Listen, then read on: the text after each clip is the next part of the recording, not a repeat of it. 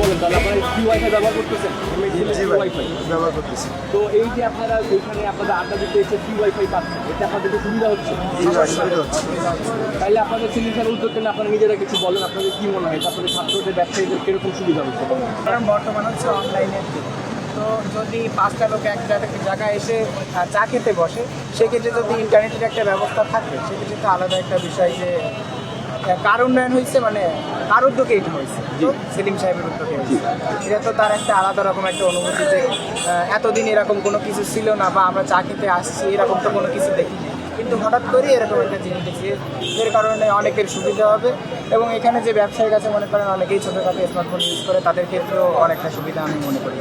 ধন্যবাদ। তাহলে এই যে আমাদের উদ্যোগটা স্বপ্ন দেখি একটি স্মার্ট বাগেরহাটে, আমরা কি স্মার্ট বাগেরহাটের দিকে এগিয়ে যাচ্ছি? ধন্যবাদ, thank you so much everyone.